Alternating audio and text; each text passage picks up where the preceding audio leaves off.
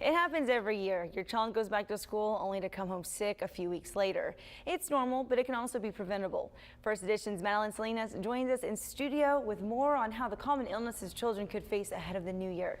Hey, Maddie. Hey, Lexus. Yeah, as many parents know, going back to school oftentimes mean that it won't be long until your child comes back home sick. Some of the most common back to school illnesses include the stomach bug, cough, cold, strep throat, and pink eye. When you go from spending time with family all summer to sharing a classroom with over 20 kids, this is something that pediatrician Dr. Eric Baggerman says is totally normal.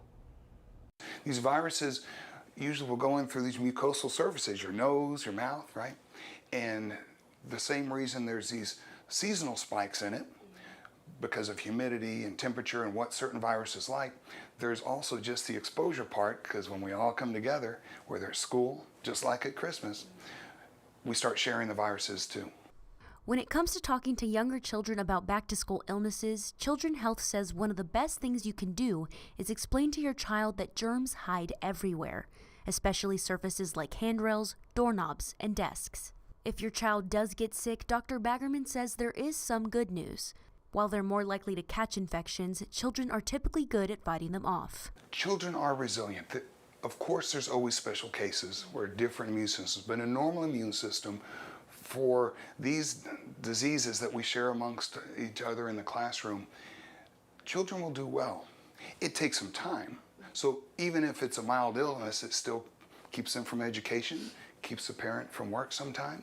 Dr. Baggerman adds that to best protect themselves, children should be washing their hands often and keeping their hands away from their face. He says previous exposure to a virus and the body's knowledge on how to fight it off play a role in a child's recovery. But so do the habits you help your child form. But the other are the ones we have even more control over. Sleeping right, having a good diet, controlling stress, all help us bolster a stronger immune system so that we're affected less by the diseases that we're exposed to. For more information on how to best protect your child this school year, you can visit Children's Health website. We'll have that linked along with this story at KIITV.com. Lexus. Thank you so much, Madeline.